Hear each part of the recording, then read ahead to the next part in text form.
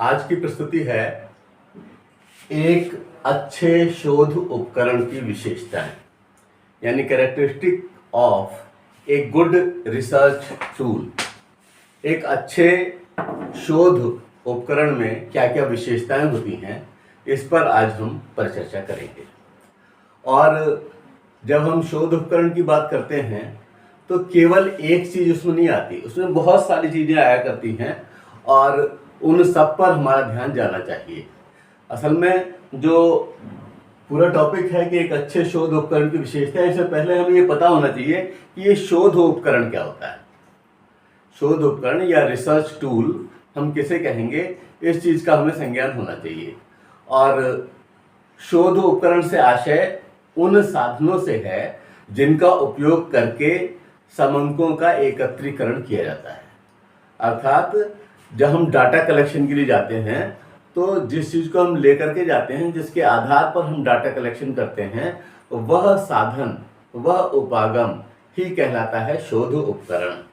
यह अध्ययन हेतु डेटा संग्रह का एक उपागम तो बन ही जाता है, शोध को सही दिशा मिल जाती है यदि सम्यक उपकरण का प्रयोग किया जाता है। कभी कभी शोध के स्वरूप के अनुसार एक से अधिक उपकरणों की आवश्यकता भी होती है।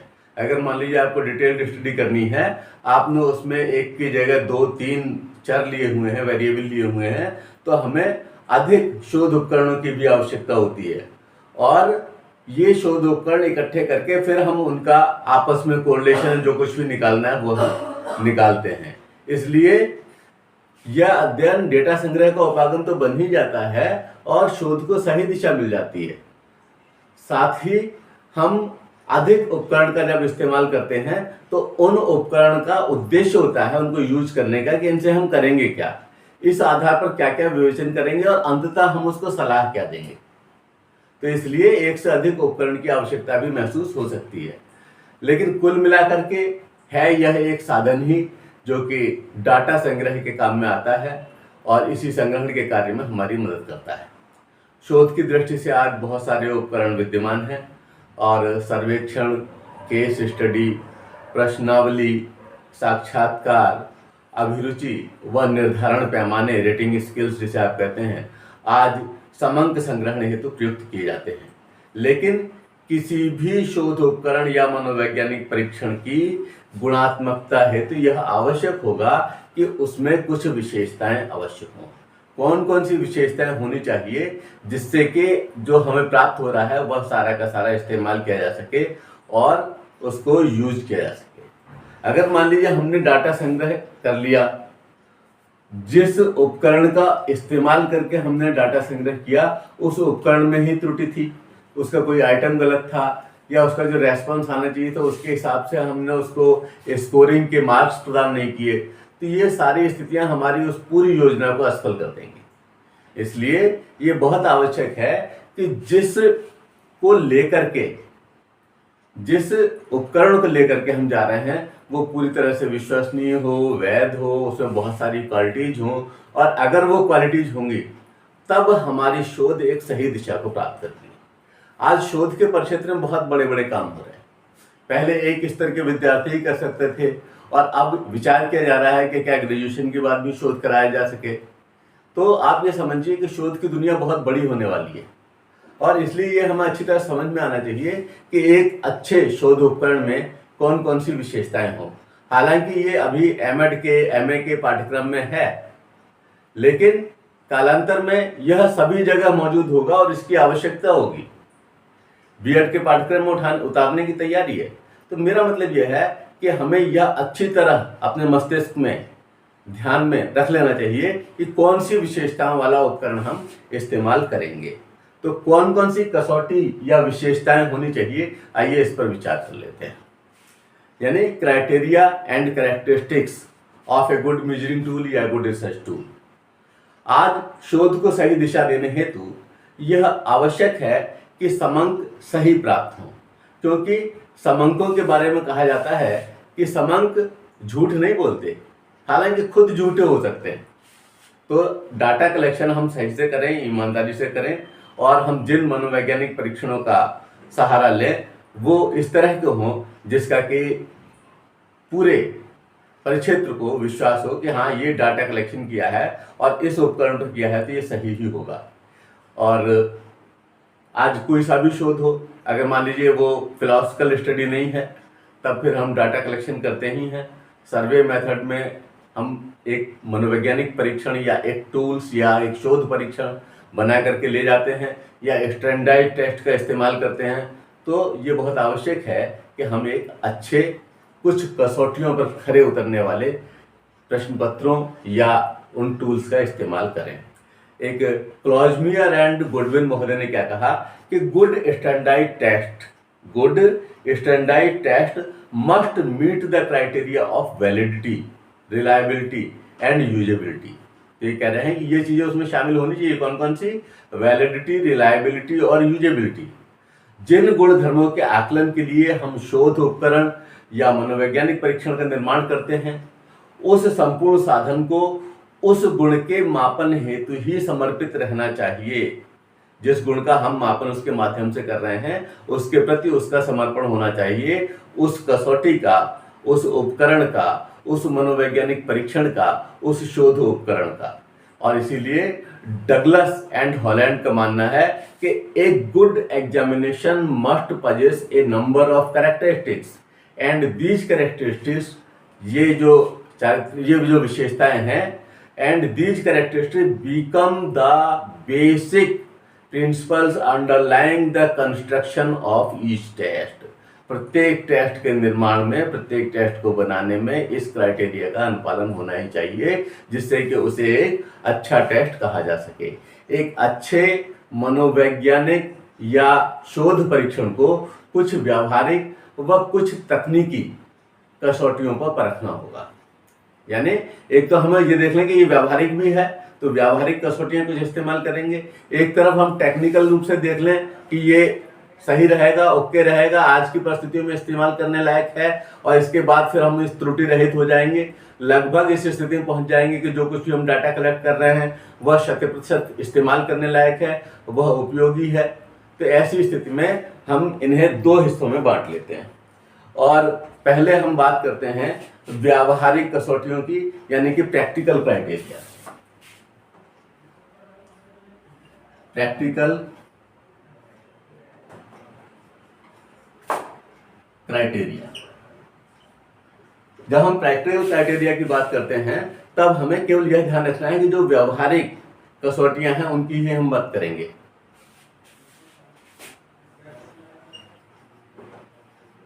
प्रैक्टिकल क्राइटेरिया यानी कि व्यावहारिक कसौटी। इसमें सबसे पहले एक क्वालिटी होनी चाहिए, वो है व्यापकता।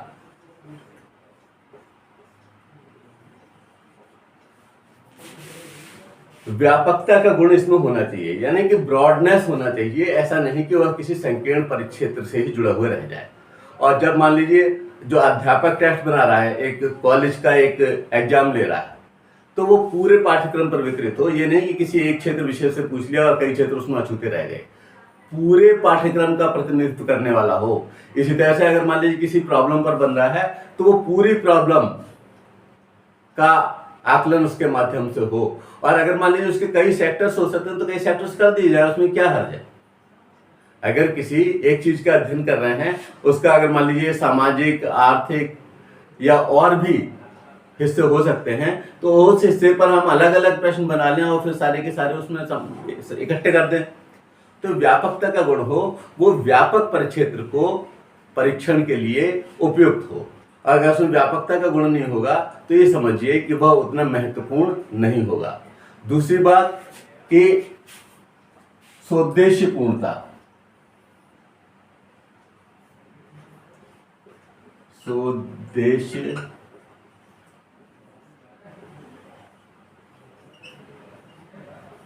पूर्णता। पूर्णता से मेरा मतलब है कि वो पर्पजफुलनेस हो। जिस पर्पज के लिए उसको बनाया गया है उसको पूर्ण करने की उसमें क्षमता हो, सोद्देश्य हो, भटकाव ना हो। कभी कभी हम देखते हैं कि जब कोई वक्ता मंच पर चढ़ता है तो जिस टॉपिक पर बोलना है उस टॉपिक से बहुत दूर दूर टहलाता है और उस पर कम बात हो पाती है। इसी तरह से कुछ टेस्ट भी इस तरह के होते हैं कि जिस उद्देश्य के लिए उसको बनाया गया है उस उद्देश्य पर बहुत कम आइटम्स होते हैं। तो अगर ऐसा होगा तो वो टेस्ट हमारे लिए ग्राह्य नहीं है, उस टेस्ट को स्वीकार नहीं किया जा सकता, उसका इस्तेमाल करना उचित नहीं है। तो वो सोद्देश्य पूर्णता का गुण उसमें होना चाहिए, पर्पजफुलनेस का उद्देश्य हमारा पूरा होना चाहिए, तब तो उचित है, अन्यथा वो उचित नहीं कहलाएगा। तीसरी बात है कि एक और क्वालिटी उसमें होनी चाहिए और वो क्वालिटी है मितव्ययता।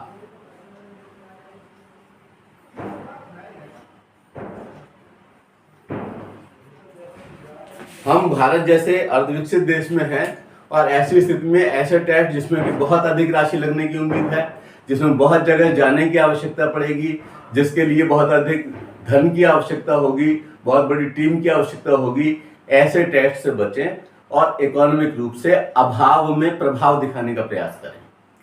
तो हमारा जो क्राइटेरिया है उसमें इस चीज का ध्यान रखना है कि हम इकोनॉमिकल रूप से जो टेस्ट बनाए जाएं और अभाव में प्रभाव छोड़ सके, आज के हिंदुस्तान की परिस्थितियों में उपयोग करने लायक हो, उस तरह के टेस्ट का हम निर्माण करें और उस तरह के टेस्ट को शामिल करें किसी भी रिसर्च स्टडी में। तो ये एक अच्छे उपकरण की विशेषता है कि वह मितव्ययी भी हो, हमारा बहुत अधिक खर्च कराने वाली ना हो। तो आपने देखा कि व्यापकता, स्वदेशपूर्णता और मितव्ययता का गुण आवश्यक है। एक चौथा गुण इसमें और शामिल करते हैं और वह है उपयोगिता।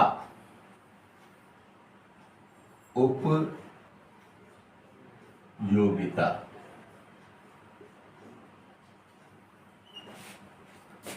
उपयोगिता मतलब यूजेबिलिटी, उसकी यूजेबिलिटी हो।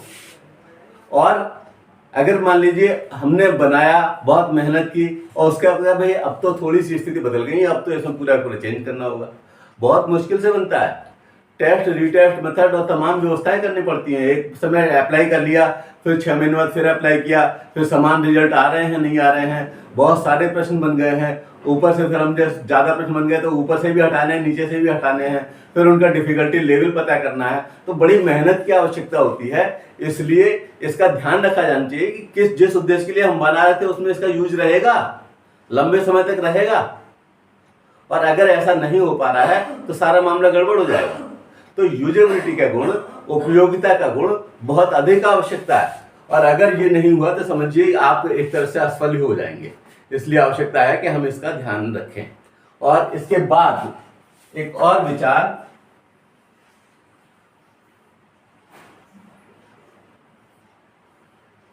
सुगमता, यानी कि वो इजी भी हो, ऐसा ना हो कि हम अपनी विद्वता उसमें दिखाएं और ऐसे कठिन कठिन शब्दों का इस्तेमाल करें और इस तरह के आइटम्स बनाएं जो आइटम समझने में दिक्कत हो, और सामने वाला बच्चा या कोई भी है वो हमारे प्रभाव की वजह से उससे पूछे भी ना। तो ऐसी स्थिति में फिर जो उसको प्रत्युत्तर देगा, जो रेस्पॉन्स देगा, वो उस रेस्पॉन्स के सही होने की उम्मीद कैसे की जाएगी। तो ये ईज का गुण, एक सरलता का गुण उसमें शामिल होना चाहिए। हमें अपनी योग्यता नहीं दिखानी है, हमें यह ध्यान रखना है कि जिस चीज के लिए हम काम कर रहे हैं, जिसकी हम तलाश कर रहे हैं, हमारा वो उद्देश्य पूर्ण हो जाए। और इसलिए टेस्ट में सुगमता का गुण होना बहुत आवश्यक है। और आवश्यक है एक बहुत ही महत्वपूर्ण गुण जिसे हम कहते हैं ग्राह्यता।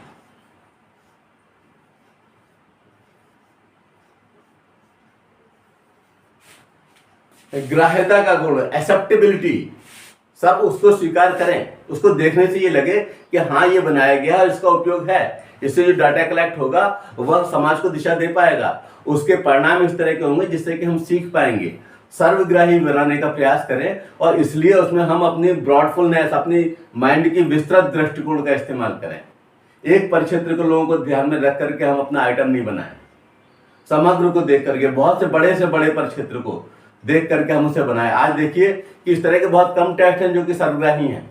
विनय साइमन का एक टेस्ट है बाहर का जो कि लगभग सर्वग्राही है, और ऐसे टेस्ट के नाम उंगलियों पर गिने जा सकते हैं जो कि वहां विदेशों बने और यहाँ पर भी काम आने लगे, यहाँ पे बने और वहां पर भी काम आ जाए।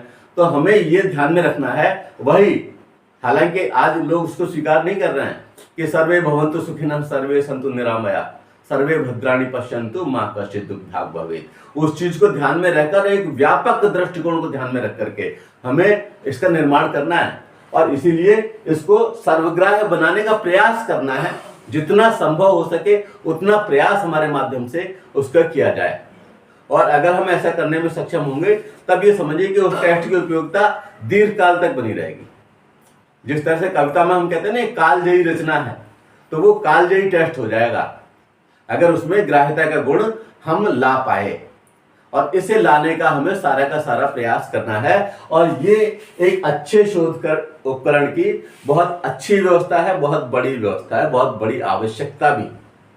तो ग्राह्यता के गुण समझने के लिए ये सही है कि हमें बहुत अधिक अध्ययन करना पड़ेगा, ये सही है कि हमें बहुत अधिक तुलनात्मक कंपैरेटिव स्टडी करनी होगी, ये सही है कि बहुत सारे रिसर्चेज का अध्ययन करना होगा। लेकिन जब ये बन जाएगा ऐसा सर्वग्राही, तो उसकी उपयोगिता भी बहुत लंबे समय तक रहने वाली है, दीर्घ काल तक रहने वाली है। तो हम कोशिश करें कि उसमें यह गुण जो है, ग्राह्यता का गुण, ये आ सके। और एक फिर और महत्वपूर्ण क्वालिटी उसमें होनी चाहिए, वह है प्रतिनिधित्वता। प्रतिनिधित्वता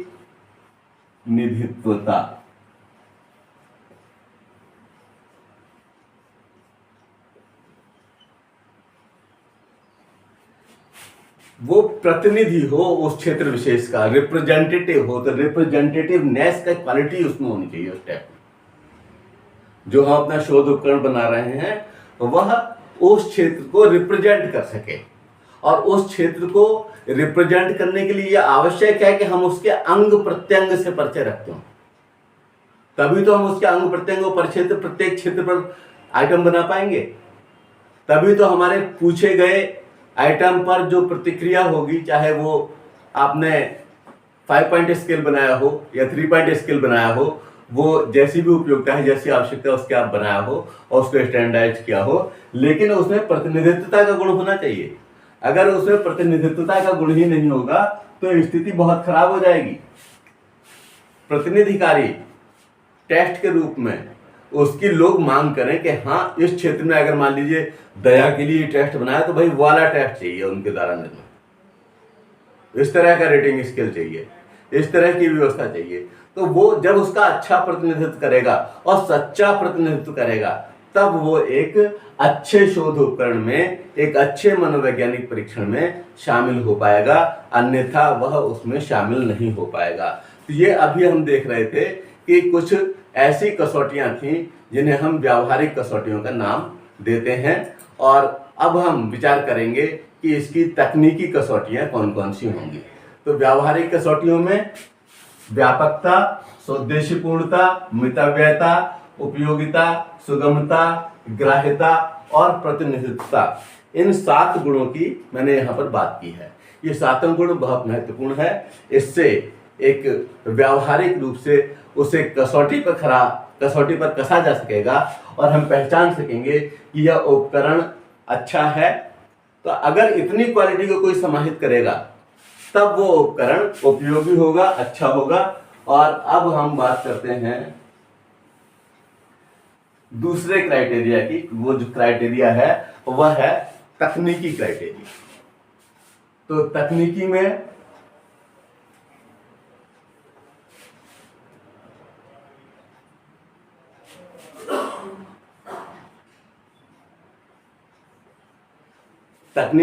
हम इसके जो मेजरिंग में जो आवश्यकता है बहुत ही स्पेशल है, उनको हम रखेंगे।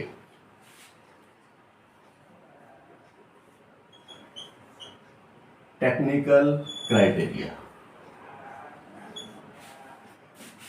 क्राइटेरिया में सबसे पहले तो हम उसका स्टैंडर्डाइजेशन, यानी कि वह मानकीकरण से युक्त हो। किसी भी टेस्ट को हम बनाएं और उसे स्टैंडर्डाइज करें। स्टैंडर्डाइज करने के लिए बहुत सारे तरीके हैं। एक टेस्ट को लिया जाता है, फिर उसको 6 महीने बाद लिया जा रहा है, तो टेस्ट रीटेस्ट मेथड है, पूरे रिचर्डसन मेथड है, बहुत सारे मेथड्स हैं जिनसे कि हम टेस्ट का निर्माण करते हैं। लेकिन जब हम टेस्ट का निर्माण करते हैं और उसे स्टैंडर्डाइज कर दें, स्टैंडर्डाइज करने का बहुत सी एक प्रोसेस है। उस लंबी प्रोसेस के बाद जो टेस्ट बन करके सामने आता है वह इस तरह का टेस्ट होता है जिसको कि हम इस्तेमाल कर सकते हैं। हम आंख बंद कर कहते हैं कि हाँ, स्टैंडर्ड टेस्ट लेकर के आना है, जब एमएड के बच्चों से डिसर्टेशन बनवाते हैं तो उनसे कहा जाता है कि भाई आप जो है स्टैंडर्ड टेस्ट लेकर के आइए और उसका मैनुअल अच्छी तरह से पढ़ लीजिए।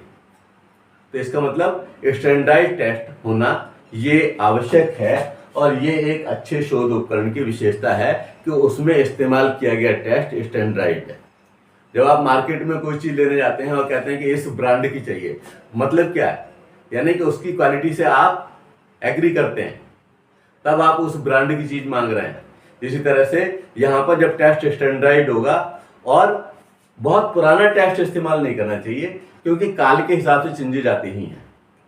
तो अच्छे शोध उपकरण में एक क्वालिटी ये होनी चाहिए कि हम उसे इस तरह से बनाएं, स्टैंडर्ड करें तब भी कि वह दीर्घ काल तक इस्तेमाल हो सके, क्योंकि कुछ तो 2-4 साल में ही अपनी उपयोगिता खो बैठते हैं। तो हमें स्टैंडर्ड टेस्ट इस्तेमाल करना है। ये इसको कहेंगे हिंदी में मानकीकरण।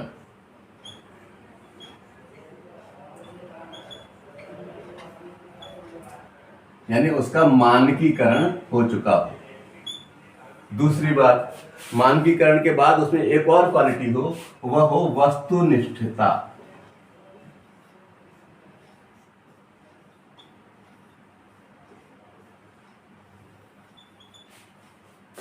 वस्तुनिष्ठता यानी कि कम कहे में अधिक समझना, बिहारी वाली बात, गागर में सागर भरना, और वो भी सरल ढंग से। क्योंकि अगर हम मान लीजिए जब वस्तुनिष्ठ बनाते हैं तो वो ज्यादा बड़े परिक्षेत्र का आकलन करने में सफल हो जाते हैं, और वो पिन पॉइंटेड होना चाहिए। उससे हम जो चीज पूछना चाह रहे हैं वही चीज निकल करके आनी चाहिए, उसमें भटकाव ना हो जाए। तो आइटम एनालिसिस में हम इस बात का ध्यान रखेंगे कि उसको वस्तुनिष्ठता जो है, इस क्वालिटी का, इस ऑब्जेक्टिविटी वाली क्वालिटी का ध्यान में रखा जाएगा। तो ऑब्जेक्टिविटी ये इसका दूसरा एक विशिष्ट क्राइटेरिया हुआ कि हम टेक्निकल रूप से उसको मानकीकृत देखेंगे कि मानकीकृत है कि नहीं है, स्टैंडर्ड है कि नहीं है। दूसरी बात, उसमें वस्तुनिष्ठता का गुण है या नहीं है, इसको हम देखेंगे। और वस्तुनिष्ठता का गुण शामिल होते ही हमारा क्षेत्र कैसा हो जाता है, ब्रॉड हो जाता है। जब हम बड़े और दीर्घ उत्तरीय प्रश्न पूछते हैं किसी प्रश्न उत्तर पत्र में, तो हम 3 घंटे में 5 प्रश्न करवाते हैं, और जब हम ऑब्जेक्टिव टाइप का बनाते हैं तो बहुत सारे प्रश्नों को शामिल कर देते हैं और लगभग 36 सेकंड में एक क्वेश्चन का वो रखते हुए एक अंदाजा और इस तरह का प्रयास करते हैं। तो कहने का मतलब यह है कि वस्तुनिष्ठ होना चाहिए। तीसरी बात, उसमें होनी चाहिए भेदकारिता। भेदकारिता को आप विभेदकारिता भी कह सकते हो, जिससे कि वह अंतर स्पष्ट कर सके, उसमें भेदकारिता का गुण हो और वो अंतर स्पष्ट कर सके। डिस्क्रिमिनेटिव पावर जिसे कहते हैं, वो डिस्क्रिमिनेटिव पावर होनी चाहिए कि जिस चीज को हम पूछ रहे हैं, जिस चीज को पूछा जा रहा है, जिसकी हम व्याख्या कर रहे हैं, उसमें वह कितना सरल, कितना प्रभाव छोड़ पा रहा है। और 2 बातें अगर एक जैसी आ रही हैं तो उसका अंतर कर सके। जहां हम बात करते हैं एनआरटी सीआरटी की, जहां हम बात करते हैं किसी चीज की, तो हमें साफ साफ पता होता है कि हाँ इसका मतलब ये है और इसका मतलब ये है। तो हमारे ये जो हो, ये भ्रम में डालने वाले ना हो आइटम, बल्कि इस तरह के हो जिससे कि उस विभेदकारी शक्ति का इस्तेमाल किया जा सके। और अभिरुचि शब्द है और अभिवृत्ति शब्द है, अलग अलग है। तो ये शब्द कभी कभी भ्रम की स्थिति जो बनाते हैं ना, वो स्थिति गड़बड़ है। यहां पर भी हमारे सेंटेंसेस ऐसे हों जिससे इसका पिन पॉइंट एक ही अर्थ निकले, वो यानी कि द्व्यर्थ वाले ना हो, वो ऐसे ना हो कि जिससे हम वो भरवा रहे हैं अपनी क्वेश्चनेयर या अपना रेटिंग स्केल या अपना टेस्ट, वो उसे पढ़ के चक्कर में पड़ जाए और उसे लगे कि इसके तो बहुत सारे डायमेंशन हो सकते हैं, किस डायमेंशन में बात की जा रही है, तब फिर हमारे परिणाम सार्थक नहीं आएंगे। इसलिए विभेदकारी गुण को रखते हुए बहुत सरल और सहज आइटम्स होने चाहिए और उनमें विभेदकारिता का गुण होना चाहिए, जिससे अलग अलग क्वालिटी की अलग अलग जांच किया सके। ऐसा ना हो कि इसे हम किस क्षेत्र में रखें इसलिए कि हम खुद ही असमंजस में रहें। तो विभेदकारिता का गुण बहुत आवश्यक है। और जो सबसे आवश्यक है, जिसे पूरी दुनिया मानती है, और वह है विश्वसनीयता।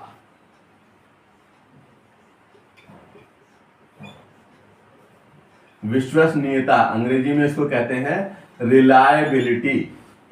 तो विश्वसनीयता का गुण होना चाहिए, रिलायबिलिटी का गुण, यानी कि जिसको हम आज टेस्ट ले लें और 6 महीने बाद टेस्ट लें तो दोनों के अंकों में कोरिलेशन होना चाहिए, समान आनी चाहिए। तो ऐसी विश्वसनीयता का गुण लाने के लिए हमें मेहनत तो करनी होगी, इस बात से इनकार नहीं किया जा सकता कि बहुत अधिक मेहनत की आवश्यकता है, लेकिन विश्वसनीयता का गुण एक अच्छे शोध उपकरण में, एक अच्छे मनोवैज्ञानिक परीक्षण में होना ही चाहिए। अगर उसमें विश्वसनीयता का गुण नहीं है तो समझिए सब कुछ सबकी एक राय पर पानी फिरते हैं। और इसीलिए आप जब हम शोध करवाते हैं या लघु शोध करवाते हैं तो उसमें हम लिखवाते हैं कि इसकी रिलायबिलिटी कितनी है। जब आप उस पर लिखते हैं रिलायबिलिटी इतनी है, उसका मतलब यह है कि इससे प्राप्त परिणामों को लगभग हम इतने तक रिलायबल मान सकते हैं, विश्वसनीय मान सकते हैं। तो रिलायबिलिटी का गुण या विश्वसनीयता का गुण ये बहुत अधिक आवश्यक है। और इसके बाद है पांचवा, जो कि इसके साथ ही अक्सर इस्तेमाल किया जाता है, और उसे हम कहते हैं वैधता।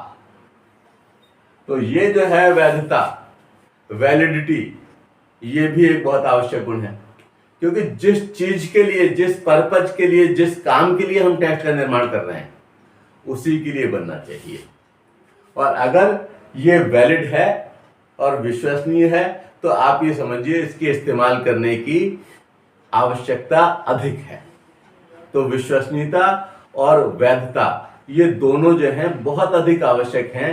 इसके आधार पर ही हम किसी टेस्ट को शामिल करते हैं। बच्चों से साफ साफ कहा जाता है कि आप जब अपना टेस्ट कर रहे हैं, आप सर्वे मेथड से कर रहे हैं, ठीक है, लेकिन टेस्ट में ये जरूर लिखा जाना चाहिए कि किसके द्वारा बनाया गया है, इसकी विश्वसनीयता क्या है, इसकी वैलिडिटी क्या है।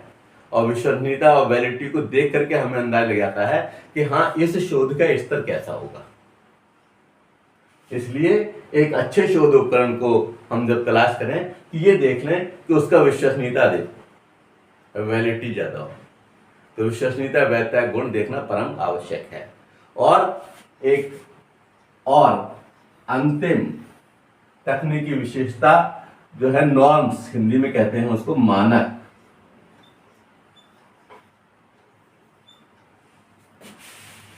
मानकों का निर्धारण अवश्य हो।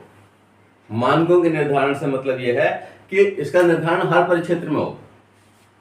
हम टेस्ट के निर्माण में भी नॉर्म्स का इस्तेमाल करेंगे, साथ साथ जब उनकी हम स्कोरिंग की व्यवस्था बताएंगे तब भी कि हाँ, इस परिक्षेत्र से यहाँ तक के अंक वाले ये बहुत अच्छे हैं, ये मध्यम है, ये निम्न है, तो वो उसको साफ साफ कर पाए कि ये बहुत क्रूर होगा, ये कम क्रूर होगा, ये क्रूर है ही नहीं, दयालु है।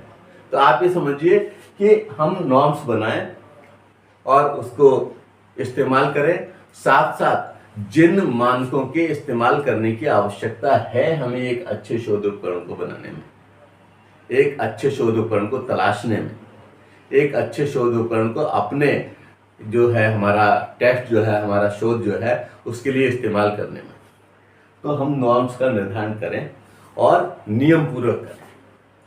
मानक होने चाहिए और जब हम किसी चीज़ पर उसका इस्तेमाल करेंगे तब भी हम उसका एक विशिष्ट प्रभाव वहाँ पर देखेंगे।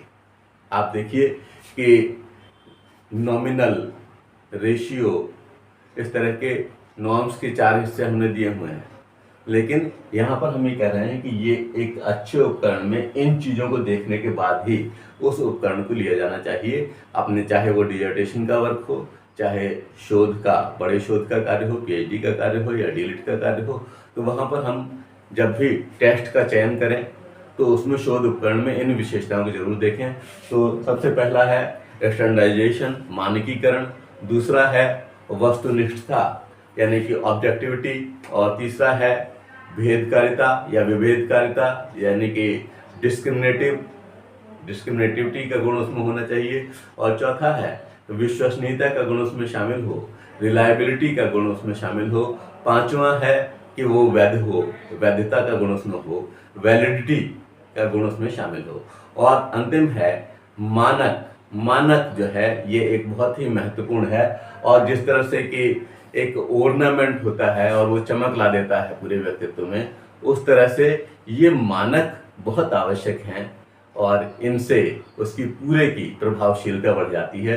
तो एक अच्छे उपकरण में हमने देखा कि कौन कौन सी व्यावहारिक कसौटियाँ होनी चाहिए और कौन सी उसमें टेक्निकल क्राइटेरिया होना चाहिए, तकनीकी कसौटियाँ होनी चाहिए। व्यावहारिक में बताया गया व्यापकता, ब्रॉडनेस, सौद्देश्यपूर्णता, पर्पजफुलनेस, मितव्ययता, इकोनॉमिकल, उपयोगिता यानी कि यूजेबिलिटी, और सुगमता, ईज का गुण उसमें होना चाहिए, ग्राह्यता का गुण, एक्सेप्टेबिलिटी का गुण होना चाहिए, प्रतिनिधित्वता का गुण होना चाहिए, रिप्रेजेंटेटिवनेस का होना चाहिए। और टेक्निकल कसौटियों में आप देख ही रहे हैं कि standardization, objectivity, discriminative, reliability, validity और नॉर्म्स की क्वालिटीज उसमें होनी चाहिए।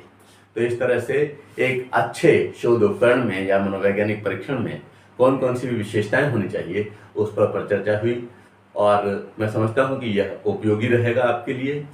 आप इसे चैनल को सब्सक्राइब कीजिएगा, शेयर कीजिएगा, ज़्यादा से ज़्यादा लोगों को इसका लाभ देने का प्रयास कीजिएगा।